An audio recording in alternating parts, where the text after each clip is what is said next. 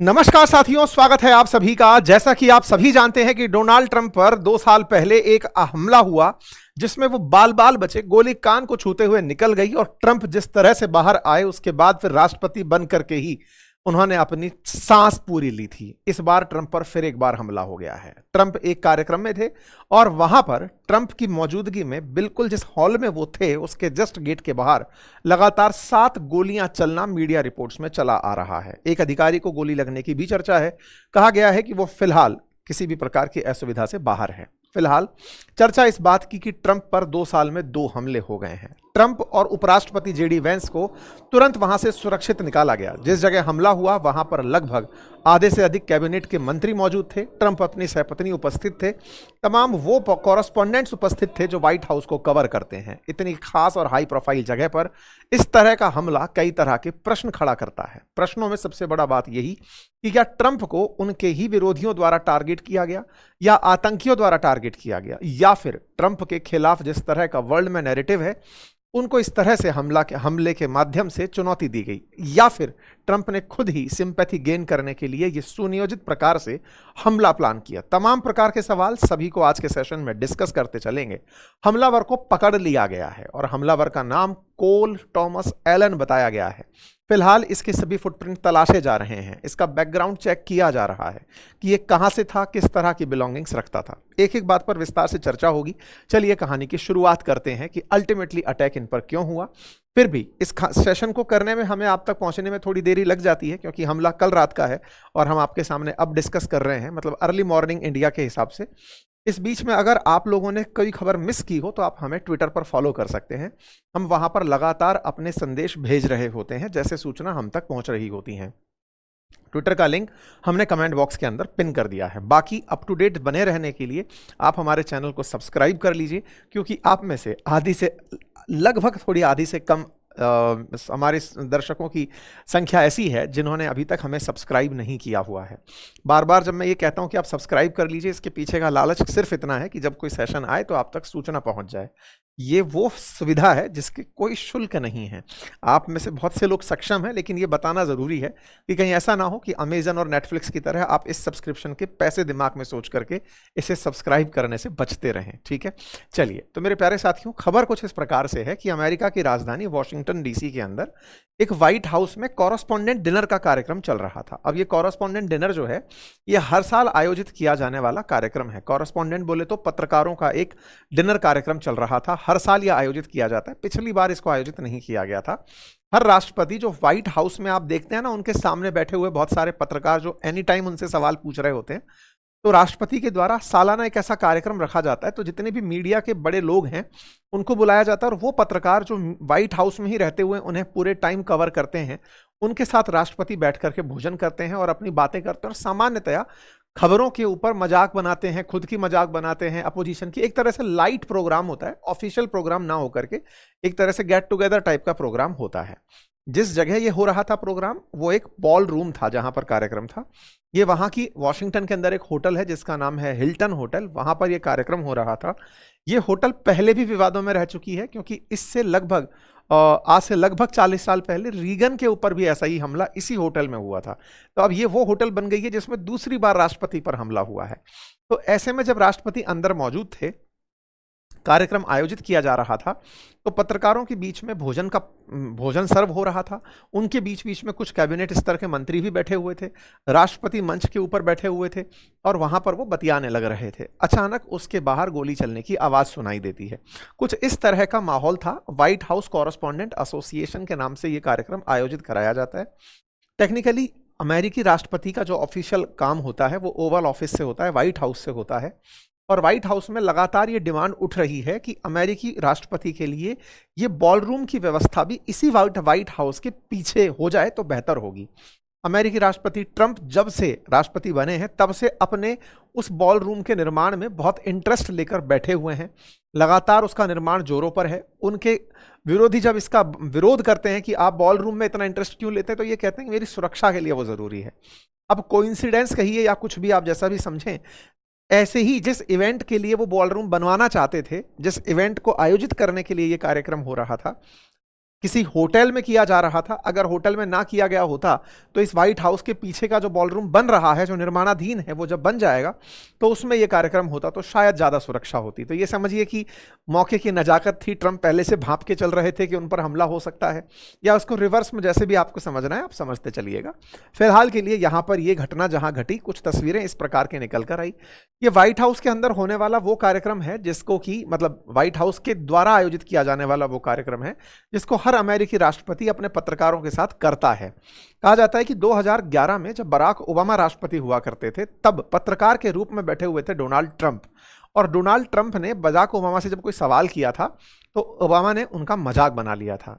उस मजाक का बदला लेने के लिए ट्रंप चुनाव में उतरे थे और राष्ट्रपति बनकर आए थे। कहते हैं कि वो मेरे इंतकाम का तू वो देखेगी, मेरे अपमान का तो इंतकाम देखेगी, कुछ वैसा है, मेरे प्यार का बदला तूने इस तरह से लिया वो देखेगी साहब। तो वो वाली स्थिति थी। तो ट्रंप ने जो हालात पैदा किए हैं वो तो दुनिया के सामने है, लेकिन ट्रंप के साथ जो हो रहा है वो आज सुर्खियों में है। प्रेसिडेंट ट्रंप बराक ओबामा के कारण भी सुर्खियों में रहे थे एक ऐसे ही कॉरेस्पॉन्डेंट कार्यक्रम में। उसके बाद बाइडेन भी ऐसे कार्यक्रम आयोजित कराते रहे हैं। ये वो तस्वीर है 2011 की जिसमें डोनाल्ड ट्रंप पत्रकारों के बीच बैठे हैं और ओबामा जो हैं वो मंच पर बैठे हुए हैं। ये 2016 में वाशिंगटन पोस्ट के द्वारा प्रकाशित किया गया था जिसमें ये लिखा गया था कि ओबामा ने एक बार ट्रंप के साथ कुछ ऐसा कह दिया था इस कॉरेस्पॉन्डेंट डिनर के अंदर, जिसके चलते ट्रंप ने डिसाइड किया था कि मैं यहाँ नहीं आगे बैठूंगा। तो भाई साहब मतलब ट्रंप काफ़ी मोटिवेटेड इंसान रहे हैं और वो दिख भी रहा है। ट्रंप ने फिर जब राष्ट्रपति बने तो कॉरेस्पॉन्डेंट कार्यक्रम आयोजित किया, दूसरी बार जब बने तब भी किया, तो उसकी कुछ तस्वीरें फिर बाहर से आने लगी। इस बार जब कार्यक्रम हो रहा था तो उनके साथ में उनकी पत्नी बैठी हुई थी और उनके साथ में काफ़ी सारे दिग्गज लोग और भी थे, मेलानिया ट्रंप, जेडी वेंस, काश पटेल, FBI के चीफ। इंटरेस्टिंग बात है कि जिनके हाथ में सबसे ज़्यादा सुरक्षा का दारोमदार है, फिर चाहे FBI हो जो कि काश पटेल हेड करते हैं, या NIA हो जिसको कि नेशनल इंटेलिजेंस जिसको तुलसी गबार्ड हेड करती हैं, वो लोग भी यही मौजूद थे। इतने हाई प्रोफाइल लोगों की प्रेजेंस में हमला होना ये कई तरह के सवाल उठाता है।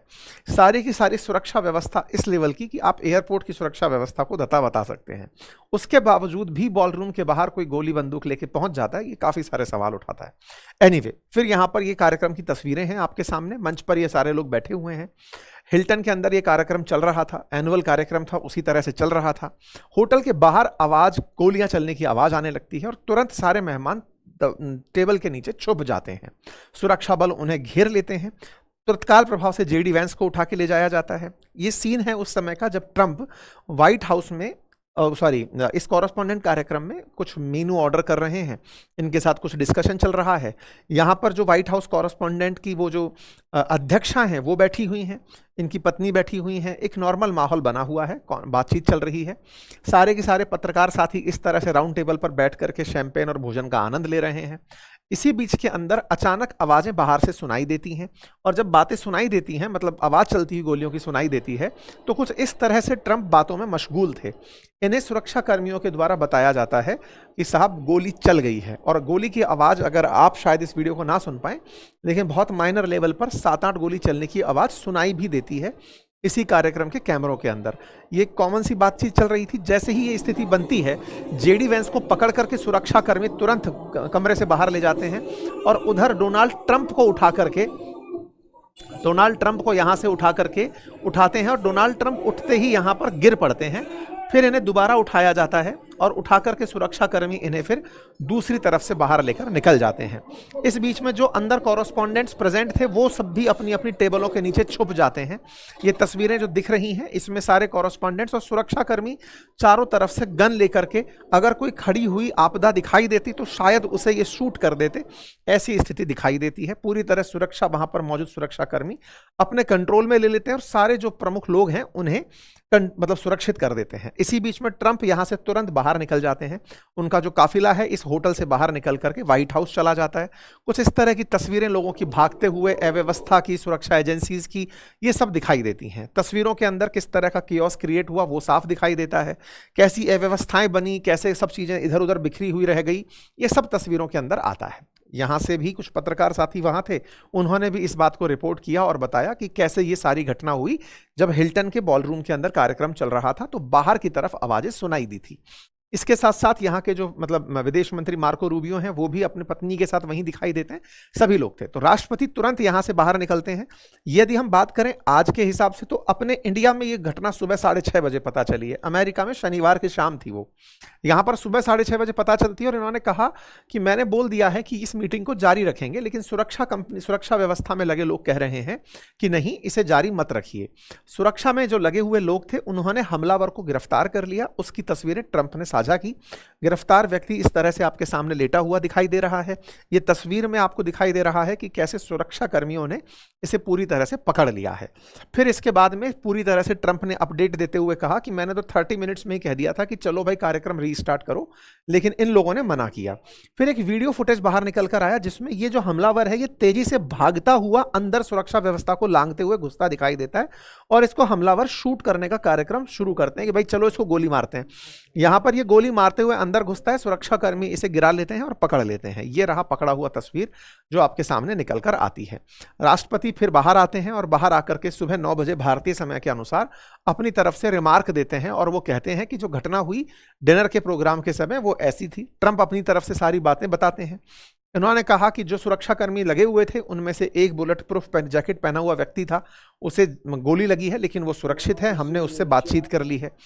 इनसे तमाम प्रकार के सवाल पूछे जाते हैं कि सर ये आपके साथ जो घटना घटी है ये कैसे हुई। तो इन्होंने कहा कि मैं तो पहले ही कह रहा था कि एक बॉल रूम की जरूरत है जो पूरी तरह से सुरक्षित हो, अब उसकी सुरक्षा शायद और ज्यादा महसूस की जा सकेगी। इनसे फिर पत्रकारों ने पूछा कि साहब हमले सब आप पे ही क्यों होते हैं? बोले मैंने काम ही इतने कर लिए कि मैं चुनौती महसूस करता हूं, बाकी लोगों को आज तक इतने काम किसी ने किए नहीं कि लोग उन्हें चुनौती के रूप में देखें। तो इन्होंने अपनी मतलब तारीफ यहां भी नहीं छोड़ी। इसके साथ साथ इन्होंने अपनी तरफ से जानकारी देते हुए कहा कि मैं अपनी तरफ से जैसे अब तक काम करता रहा हूं आगे भी काम करता रहूंगा। पहले जब इन पर गोली चली थी तो ये राष्ट्रपति बन गए थे और फिर इसी के साथ फिर पुरानी कुछ घटनाएं जोड़ करके लोग निकालने लगे। राष्ट्रपति बने थे तो अब तक क्या किया वो सबने देखा। अब 2 साल पहले की घटना थी जब ये इलेक्शन कैंपेन में थे और इन पर गोली चलाई गई थी। अब ये राष्ट्रपति हैं और उस समय गोली चली है तो अब दुनिया पर पता नहीं अब कौन सा रुख ये अख्तियार करेंगे। जिस होटल में यह घटना घटी है यहां पर 1981 में तत्कालीन राष्ट्रपति रोनाल्ड रीगन के ऊपर भी गोली चली थी और उस समय पर भी यही सेम होटल थी और इसी तरह का कार्यक्रम आयोजित हो रहा था। अब आपके दिमाग में सवाल आएगा कि साहब इस होटल क्या ये मतलब हमलों के लिए ही रखी गई होटल है क्या? नहीं, असल में इस होटल में क्या है कि कार्यक्रम तो बहुत सारे वीआईपी कार्यक्रम होते ही रहते हैं, लेकिन इस होटल के अंदर बाकी रूम्स को खाली नहीं कराया जाता। जिस समय कार्यक्रम चल रहा होता है अब और सभी रूम्स के अंदर जो लोग हैं उन्हें रहने दिया जाता है। मतलब जो सेपरेट कार्यक्रम है वो चलता रहेगा, बाकी सारे कार्यक्रम। अब आप कहेंगे इतना प्राइम कार्यक्रम हो रहा है तो फिर ऐसा क्यों नहीं करते? ये बिल्कुल वैसे ही है जैसे अपने देश के अंदर भारत के प्रधानमंत्री जिस किसी होटल के अंदर किसी शादी फंक्शन में जा रहे हों तो वहां पर हो सकता है कि और जो लोग रह रहे हों उन्हें खाली ना कराया जाए। होटल के लिए भी वो एक महंगा अफेयर होता है और सुरक्षा एजेंसीज ये ऑलरेडी सुनिश्चित करके चल रही होती हैं कि जहां राष्ट्रपति या प्रधानमंत्री यात्रा करेंगे वहां पर हम चाक चौबंद सुरक्षा रखेंगे ताकि किसी को असुविधा ना हो। अन्यथा फिर कभी होटल्स इतने बड़े कार्यक्रमों को आयोजित कराने के लिए तैयार ही नहीं होंगी। तो ये एक प्रकार से म्यूचुअल अंडरस्टैंडिंग है। आप इसको ऐसे समझिए कि अमेरिकी राष्ट्रपति था तो हम बड़ा मान रहे हैं, लेकिन भारत के प्रधानमंत्री भी बहुत सी होटल्स में आए दिन आपको जाते हुए तस्वीरों में दिखाई देते हैं। किसी की शादी में आशीर्वाद देने पहुंच गए, कहीं किसी कार्यक्रम को आयोजित में होते हुए पहुंच गए, तो इस तरह से दिखाई देते हैं। तब ये जब लोग दिखाई देते हैं तो इसका मतलब है कि जहां ये हैं वहां पर इस तरह की सुरक्षा एक्सपेक्ट की जाती है कि रहती ही है और इसी के चलते इस तरह के कुछ लीकेजेस हो जाते हैं। उस समय रोनाल्ड रीगन भी बच गए थे और इस बार ट्रंप भी बच गए हैं, लेकिन मुद्दा यह है कि सेम होटल और 2 राष्ट्रपति निशाना बनाए गए हैं। खैर, फिलहाल के लिए ट्रंप फिर से अपनी सुरक्षा व्यवस्था में लगे लोगों पर बहुत खुश हुए। उन्होंने कहा मेरे पास बहुत जबरदस्त लोग हैं। काश पटेल बोलने के लिए आए, वास्तविकता में एफबीआई की चूक ही मानी जाएगी कि उन्होंने इस बात की जांच नहीं की थी, लेकिन वो इस बात पर ट्रंप का धन्यवाद देते रहे कि आप हमारी सुरक्षा व्यवस्था को मानते हैं, हमने उस हमलावर को न्यूट्रलाइज कर लिया है, पकड़ लिया है। जो भी है, कुल मिलाकर हमलावर की पहचान हुई 31 साल के कॉल थॉमस एलन के रूप में, जो अमेरिका के कैलिफोर्निया का रहने वाला है। ये अपने साथ में कई चाकू, एक हैंडगन और एक शॉटगन लेकर के आया था। इसके बारे में अमेरिका के अंदर मतलब 2 आरोप लगाए गए हैं कि इसने एक तो हिंसक हथियार का इस्तेमाल किया और दूसरा हथियार से फेडरल अधिकारियों पर हमला किया। 2 आरोपों में इसे गिरफ्तार करके ये जो तस्वीरें आप देख रहे हैं, इन तस्वीरों के माध्यम से ये पता चलता है कि इसे पूरी तरह से पुलिस वालों ने अपने अंडर में रख लिया है, जब्त कर लिया है। ठीक है साहब। अब यहां पर ट्रंप के डिनर हॉल तक हथियार लेके कैसे पहुंचा जो शूटर है, ये एक बड़ा सवाल बन गया है कि भाई ये शूटर एक पढ़ा लिखा आदमी लग रहा है। लोग कह रहे हैं कि साहब ये मास्टर इन CS करके लौटा है, कैलटेक यूनिवर्सिटी से शायद पढ़ा हुआ है, ये इसका लिंक्डइन प्रोफाइल है।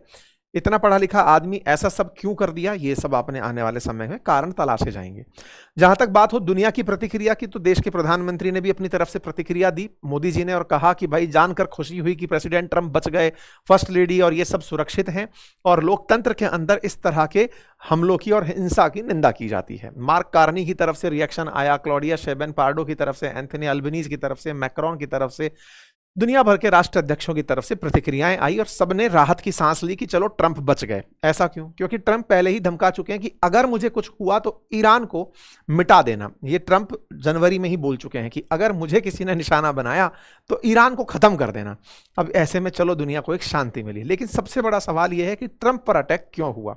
इसके पीछे कई सारी थ्योरीज एक साथ चल रही हैं। सबसे पहली थ्योरी है कि ये ईरानियंस के द्वारा किया गया कार्य हो सकता है, ये पुलिस के थ्रू लगने वाली जो सबसे पहले किस जो प्रभावित पक्ष है वही हमला किया होगा, क्योंकि ईरान पर इन्होंने इतना कुछ किया। क्या किया इन्होंने ईरान पर?